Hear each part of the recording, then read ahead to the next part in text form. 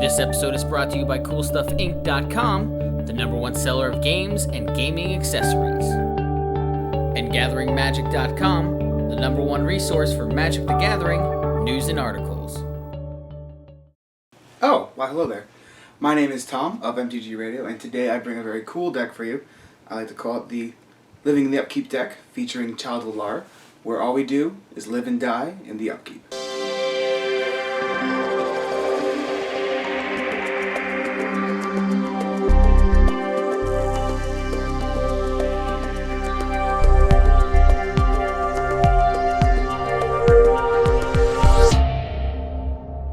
Hey there, all you amazing CMDR decks people.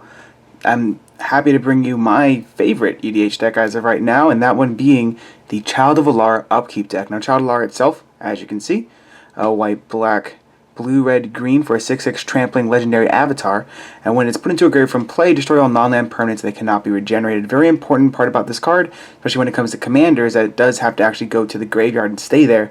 You cannot then choose to put it into the command zone to get its effect.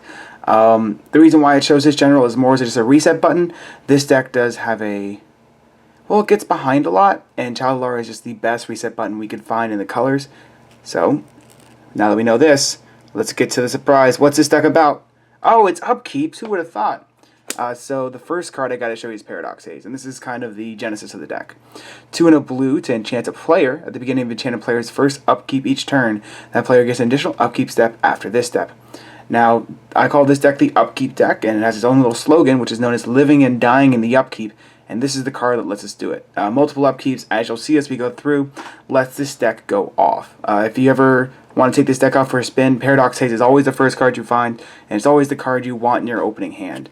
Now, speaking of opening hand cards, Copy Enchantment. That's an opening hand card if I've ever seen one. This deck is also very heavily enchantment based, and because of that, Copy Enchantment pulls its weight like no other. Not only can it copy the amazing Paradox Haze, but Copy Enchantment look at that art. It's just beautiful.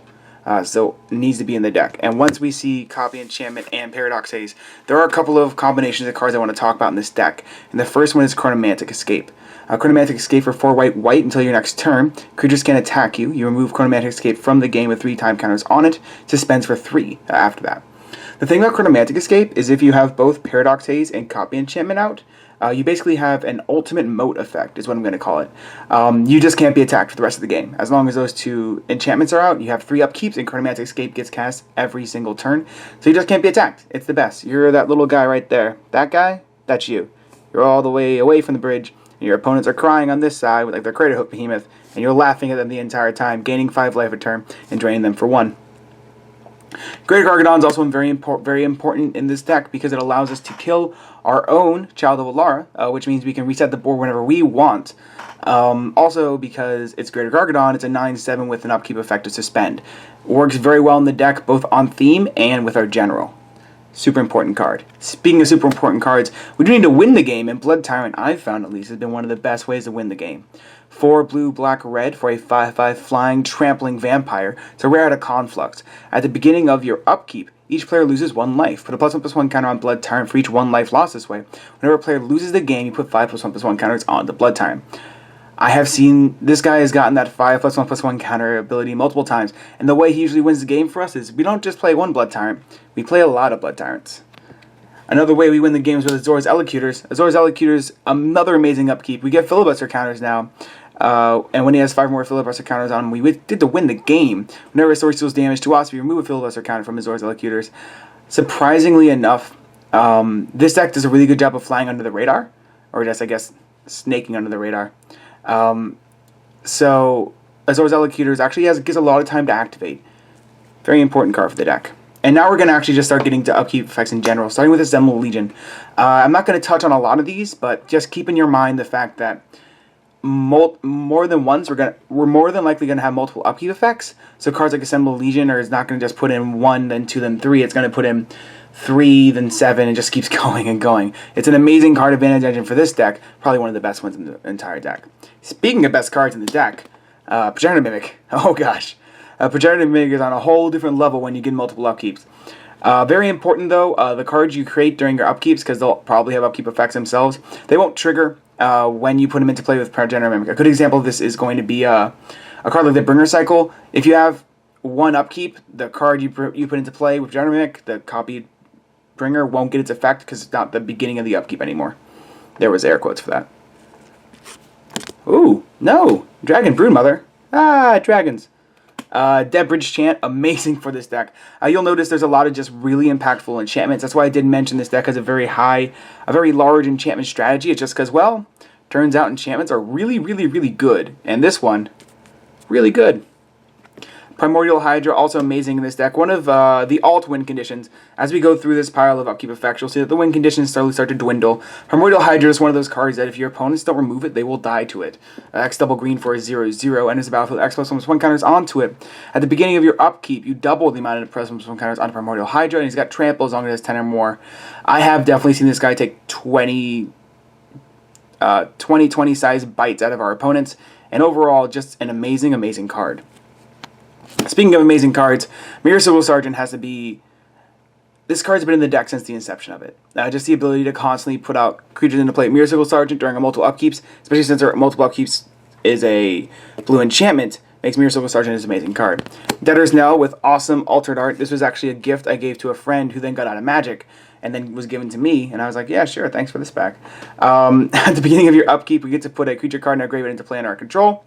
This is our upkeep, and this gets big. Same thing for Sheoldred. With our multiple upkeeps, we get multiple creatures out of our graveyard. Bad news bears, if our opponents copy this and we have multiple upkeeps, it gets really bad for us. Remember your app nap triggers, guys. App naps, so important. And Follow Footsteps, I really want to bring this guy up because I've tried to kill myself multiple times with it. Just don't put it on a Graveborn Muse. Just simple suggestion. Putting this on a Graveborn Muse will make you die. Now, speaking of things from the grave, Midnight Banshee is probably one of the cards I really don't see get enough play, and one of the cards I really wanted to showcase in this deck because, well, it does a really good job of controlling the board. A definite nombo with our Assemble Legion, but overall, fantastic at controlling weenie onslaughts. That was probably the worst way I could have said that.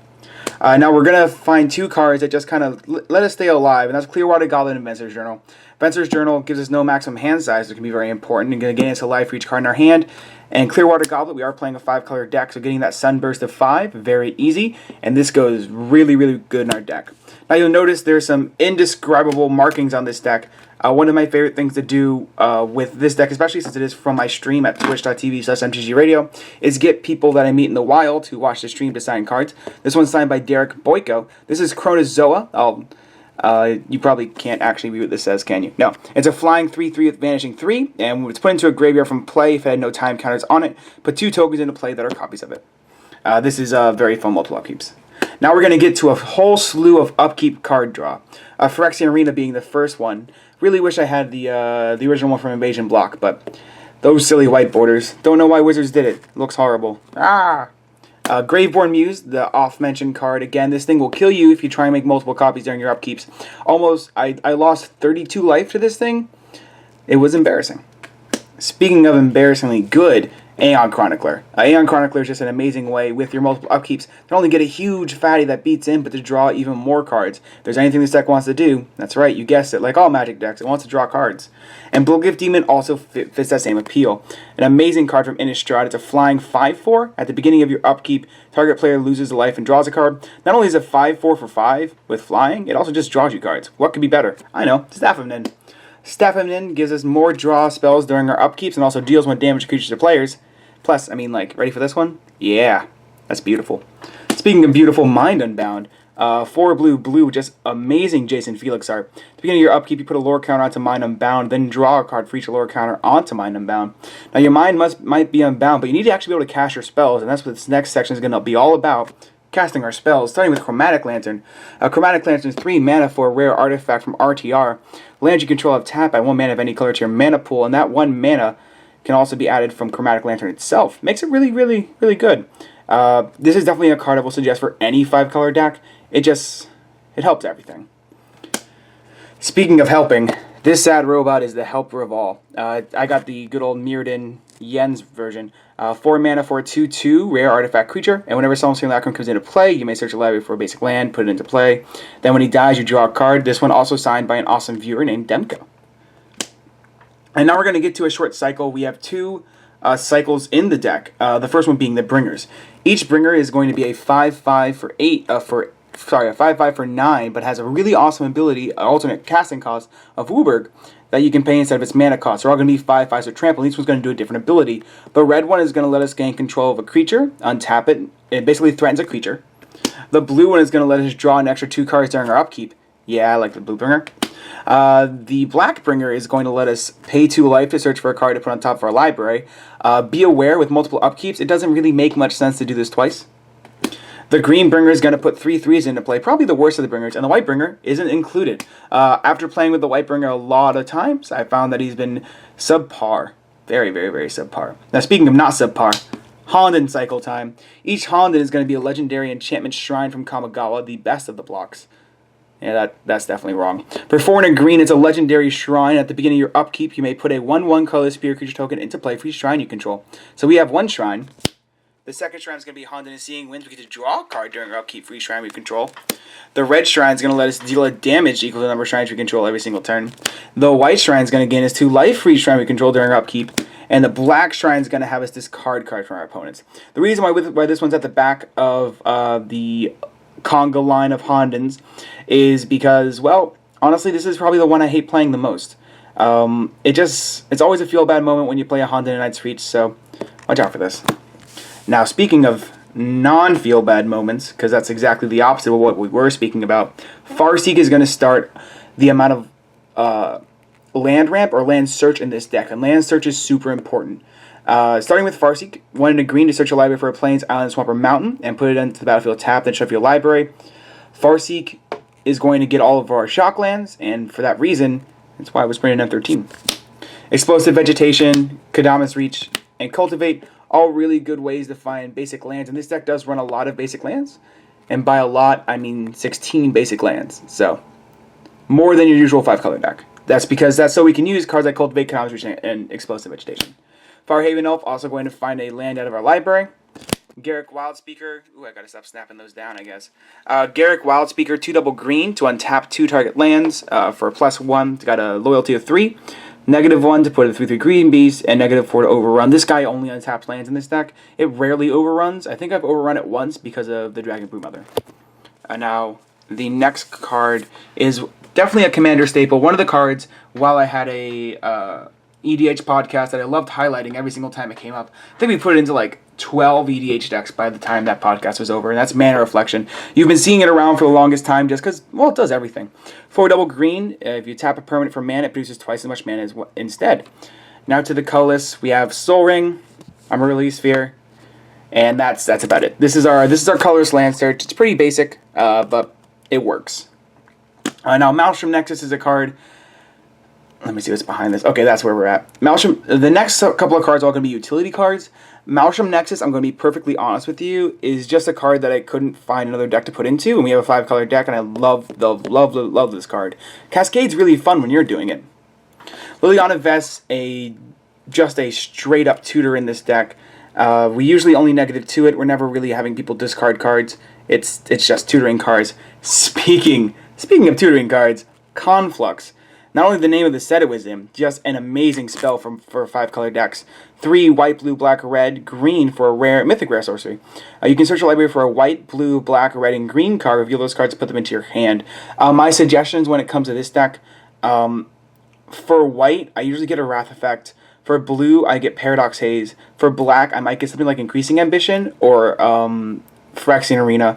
Oh no, sorry, that's a complete lie. Black, you get Deadbridge Chant. Red, you're going to get Greater Gargadon, and for green, you usually get some sort of land ramp spell, unless you need specific silver bullets, which is what Conflux also gets you. Or you can be really awesome, just get all the Hondens, and everyone will like you. Increasing Ambition, a card that's not going to make everyone like you, but a card that is necessary for this deck to make sure that it's able to function at the high capacity that it can. All Sun's Dawn is going to, just like Conflux and just like Maelstrom Nexus, be a 5-color card that has the greatest value in this deck by returning up to 1 target card of that color from your graveyard to your hand for every single color you have. And Regrowth just being the best at its own job, 1 and a green to bring any card from your graveyard to your hand. Speaking of utility, we have Oblivion Ring here. Oblivion Ring is just going to get rid of a permanent you don't want on the battlefield anymore, and allow for a little bit of trickery with our own general. Day of Judgment, the beautiful promo version. Yeah, there's that glossiness. It's just amazing. Love this card. Love this promo. That's why it's in here. Day of Damnation, better than Day of Judgment, but just not as pretty. So in the deck as well. And Martial Coup finally rounds it out of our Wrath effects. We only have 3, but since we have the great ability to be able to tutor for them, it usually ends up pretty well. Now Return to Dust. A very important card for this deck, just because you do need to get rid of artifacts and enchantments most of the time. So it's very important for that situation. And now the final card, we're going to get these guys out of here, that I want to talk about is Time Warp. Now, Time Warp is a spell that gets a little bit of flack in this deck because a lot of people think it's unfair. I'd like to disagree. And also, we're playing it because, wait for it, yep, it's a beautiful M10 John Foster art. Target player takes an extra turn after this one. It's going to be you every single time. And every single time you're just going to keep winning in the upkeep, or for some reasons losing in the upkeep as well. And now we're just going to go to the lands. Each land is very simple, except for islands. We have 4 basic islands, once again, to use those Cultivates and Kodama's Reaches and Explosive Vegetations, as well as a Vivid Creek. And then there will be 3 mountains. Then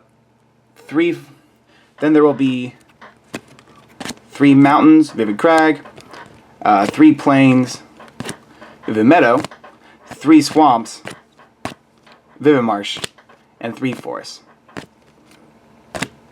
Vivid Grove. The land base of this deck is actually very simple to replicate. It's 3 of every single basic land except for islands, including a Vivid, and then every single shock land. You'll see these are all of the shock lands from... Why did I pick this up? These are all of the shock lands from Gatecrash. So, Godless Shrine, Overgrown Tomb, Stomping Ground, Sacred Foundry. Get off. Blood Crypt, Steam Vents, Breeding Pool, Watery Grave, Temple Garden. Oh, the snake left! Temple Garden, and Hallowed Fountain. And then we're going to have each of the Alara Tri-lands. So that would be Savage Lands, Arcane Sanctum, Crumbling Necropolis, Seaside Citadel, and Jungle Shrine. And our last one's just going to be a couple of utility 5-color lands, including Command Tower, Terramorphic Expanse, Reflecting Pool, Evolving Wilds, Rupture Spire, and the last card in the deck, Bojuka Bog. And that is the Upkeep deck in essence.